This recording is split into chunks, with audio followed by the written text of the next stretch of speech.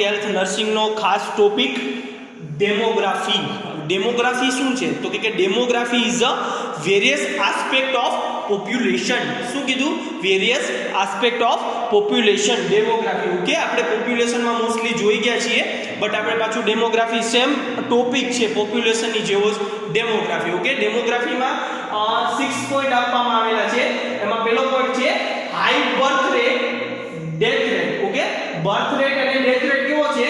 High. શું કીધું? કે high birth rate and death rate. Okay, હવે એમાં વાત કરું high birth rate and death rate, તો આ વાત છે 1921 ની. કેની વાત છે? કે 1921 ની. કે 1921 માં શું થતું હતું? તો કે ઇકોનોમી કેવી થઈ ગઈ હતી? સ્ટોપ થઈ ગઈ હતી. ઇકોનોમી સ્ટોપ થઈ ગઈ હતી, જેથી કરીને શું થયું તો કે આ બર્થ રેટ કેવો થઈ ગયો હતો? હાઈ. અને ડેથ રેટ એ કેવો થતો? હાઈ. એટલે કે ઇક્વલી રહેતા હતા. સમજાણું? બર્થ રેટ અને ડેથ રેટ કેવો હતો? ઇક્વલી રહેતા હતા. એમાં કોઈ પણ પ્રકારનો પ્રોબ્લેમ આવતો નહોતો. ક્યારે? 1921 માં ઇકોનોમી સ્ટોપ હતી. પાછા એના 1921 માં ઇકોનોમી સ્ટોપ હતી ત્યારે એના પાછા 3 સ્ટેજ આપવામાં આવ્યા. આ છે ડેમોગ્રાફી. ઓકે, એના 3 સ્ટેજ આપવામાં આવ્યા.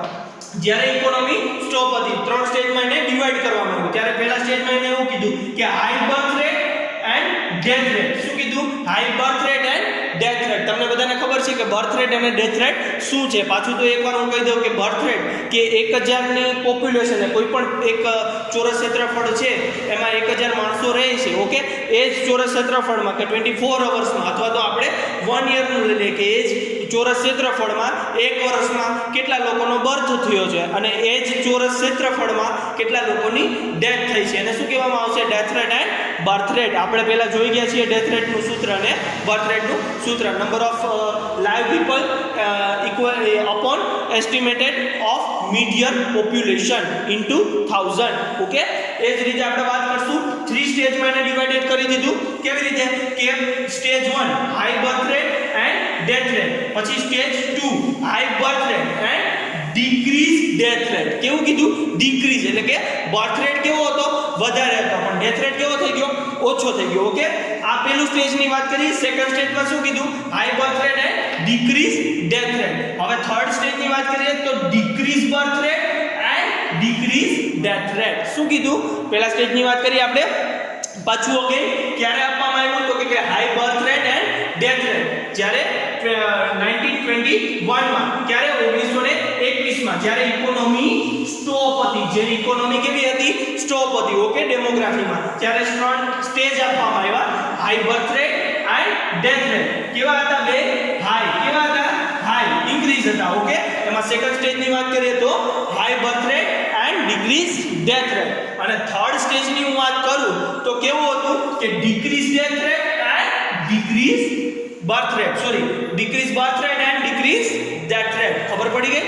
આ હતા સ્ટેજીસ ઓફ ઇકોનોમી જ્યારે સ્ટોપ થઈ હતી ત્યારે. ઓકે, હવે આપણે વાત કરશું કે લો લિટરસી રેટ. શું વાત કરશું? કે લો લિટરસી રેટ. તો લો લિટરસી રેટની હું તમને વાત કરું તો લો લિટરસી એટલે કે 1920 કે 1921 અથવા તો આપણે વાત કરીએ 1947 જ્યારે દેશ આઝાદ થયો ત્યારની વાત કરીએ તો ત્યારે કેવું હતું કે લિટરસી રેટ કેવો હતો? ઓછો હતો. લિટરસી રેટ કેવો હતો? ઓછો હતો. લગભગ વાત કરું કે લિટરસી રેટ ત્યારે 60% જોવા મળતો હતો. કેવો? 60%. એટલે કે 1000 પીપલમાંથી કોઈ પણ પીપલ છે, સોરી 1000 નહીં, 100 પીપલમાંથી કેટલા? 100 લોકોમાંથી ખાલી 16 લોકો કેવા હતા? ભણેલા હતા. 100 લોકોમાંથી ખાલી 16 લોકો ભણેલા હતા. અને એ જ રેશિયો ફિમેલમાં ખાલી 7% નો હતો. કેટલો હતો? 7% નો. એટલે કે એક રૂમમાં 100 લોકો હોય છે, મેલ ફિમેલ બધા, તો એ મેલ ફિમેલમાંથી ખાલી 7 ફિમેલ ભણેલી હતી. ખબર પડી ગઈ? આ રેશિયો કેવો હતો? બહુ જ ઓછો હતો. એટલે કે લો લિટરસી રેટ. આ બધું ડેમોગ્રાફીના એક પ્રકારના ટાઈપ છે, એક પ્રકારની કન્ડિશન છે. ડેમોગ્રાફીની કન્ડિશન. ડેમોગ્રાફી શું છે એ હું સમજાવવા માંગુ છું. ઓકે, પોપ્યુલેશનમાં ઓલરેડી આપણે ભણી ગયા છીએ એટલે જલ્દીથી આપણે શોર્ટમાં સમજીશું. પછી આવ્યું હાઈ ઇન્ફન્ટ મોર્ટાલિટી રેટ. જે ઇન્ફન્ટનો મોર્ટાલિટી રેટ એટલે કે જે ન્યૂબોર્નનો રેટ હતો એ કેવો હતો? સૌથી વધારે. એક વાત કરું કે ભાઈ ન્યૂબોર્નનો એ દિવસે રેટ હતો કે જે તે સમયે લગભગ 218 પર 1000 કેટલો હતો? 218 પર 1000 ડેથ થતી હતી. એટલે કે બેબીની ઇન્ફન્ટની ડેથ કેવી રીતે થતી હતી? તો કે 1000 બેબીઝ હોય, 1000 બેબી હોય એ 1 યરના, જ્યાં સુધી 1 યરના ન થાય ત્યાં સુધીમાં, એટલે કે એનું ફર્સ્ટ બર્થ ડેટ ના આવે, એટલે કે 1 યર એનું કમ્પ્લીટ ન થાય એ પહેલા જે બેબી હતી એની શું થઈ જતી હતી? ડેથ થઈ જતી હતી. એ બેબી કેવા થઈ જતા હતા? મૃત્યુ પામતા હતા કોઈ પણ કન્ડિશનના કારણે. કેટલા હતા એનો રેશિયો? 218. એ અત્યારે ઘટીને મિનિમમ 75 ની આસપાસ આવી ગયો છે. કેટલો? 75, એટલે કે 75 નો રેશિયો થઈ ગયો છે. ઓકે, આવું શા માટે થતું હતું? તો કે આપણે જાણીએ છીએ કે જે તે સમયે પુઅર શું કહેવાય પ્રોપર હેલ્પ, જ્યારે ડિલિવરી સમયે પ્રોપર સ્ટરાઇલ ટેકનિકથી યુઝ કરીને અથવા તો સ્ટરાઇલ ટેકનિકનો યુઝ ના કરતા, અથવા તો કોઈ પણ પ્રકારની કોડ કટિંગ છે, કોઈ પણ પ્રકારની જીનેટિક ડિસીઝ કન્ડિશનના લીધે શું થતું હતું કે બેબી પ્રોપર બર્થ શું કહેવાય બેબીની મોર્ટાલિટી રેટ કેવો હતો? વધારે હતો. એટલે કે બેબી સર્વાઈવ ના કરી શકતું. સમજાણું? અને વેક્સિનેશન, ઇમ્યુનાઇઝેશન એ પ્રોપર હતું નહીં, જેથી કરીને બેબીને પ્રોબ્લેમ આવતો. એટલે આ રેટ કેવો હતો? વધારે. અત્યારે એ રેટ ઘટીને 75 નો થઈ ગયો છે. હવે આવશે પુઅર હેલ્થ ફેસિલિટી. શું આવશે? Poor health facility. Okay, poor health ફેસિલિટીમાં તો કે ભાઈ હેલ્થની જે ફેસિલિટી હતી એ કેવી હતી? ઓછી હતી, અથવા તો નોલેજ નહોતું. પુઅર હેલ્થ ફેસિલિટી એટલે કે નોલેજ નહોતું. જે તે કંઈ પર્સન છે કોઈ પણ પ્રકારની પ્રોબ્લેમ હોય તો એ શું કરતા? તો કે કોઈ બાબા છે, કોઈ ધર્મગુરુ છે, અથવા તો કોઈ ફકીર છે એની પાસે જતા હતા. જે તે કંઈ પણ ડિસીઝ કન્ડિશનને હોય એમાં શું કરતા? તો કે એની જોડે જતા અને શું કરતા? એને વાત કરતા. એ શું કરતા? તો કે કોઈ દોરો છે, કોઈ પણ દાણા છે, એવું કરીને બાંધીને એને એ શું કરતા કે જા સારું થઈ જશે એવી રીતે, જેથી કરીને જે મોર્ટાલિટી રેટ હતો એ વધારે હતો. પુઅર હેલ્થ ફેસિલિટી અથવા તો poor health facility, mortality rate કેવો હતો? વધારે હતો. પછી આવશે પાંચમું લો લાઈફ એક્સપેક્ટન્સી.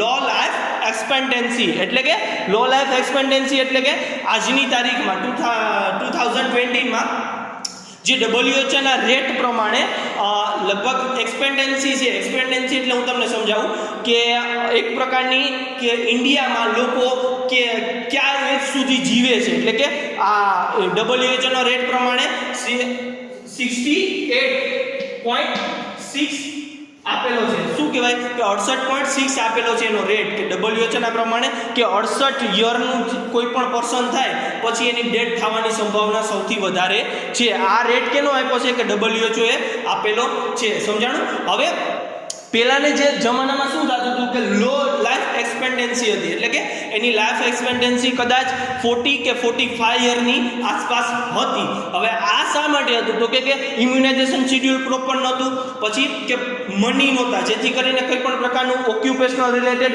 સર્વાઈવ કરવા માટે કોઈ પણ પ્રકારનું વર્ક કરતા હતા, જેથી કરીને કારખાને તો એવું કંઈ અવેલેબલ નહોતું, કોઈ મશીનરી સારી અવેલેબલ નહોતી, હાથેથી જ બધું વર્ક કરતું. એટલે કે જે લોંગ ટાઈમ સુધી વર્ક કરતા, જેથી કરીને એને પ્રોબ્લેમ આવતો. એટલે કે એ પોતે જમી ના શકતા, અથવા તો 18 થી 20 કલાક કામ કરતા, જેથી કરીને એ પોતે 2 ટકનું શું કરે? સર્વાઈવ કરવા માટે કે 2 ટકનું એને ભોજન મળી રહે એટલા માટે શું થતું? તો કે લો લાઈફ એક્સપેક્ટન્સી હતી. સમજાણું? એટલે કે એ નાની ઉંમરમાં જ મૃત્યુ પામતા. જાજુ બધું વર્ક કરે ને શું થાય? નાની ઉંમરમાં મૃત્યુ પામતા. ઓકે, આજનો રેટ છે, રેશિયો છે એક્સપેક્ટન્સીનો રેશિયો WHO પ્રમાણે 68.6 યર.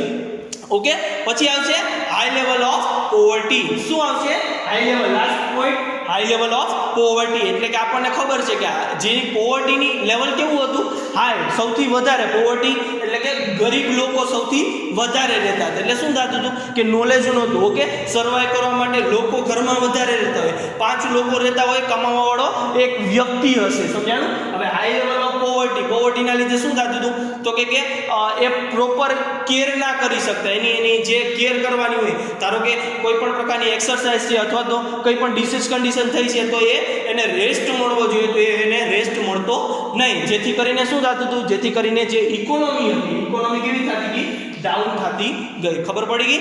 આ હતું એક પ્રકારનું ડેમોગ્રાફી કન્ડિશન. ડેમોગ્રાફી કન્ડિશન એટલે કે શું, એના 6 પોઈન્ટ આપ્યા છે.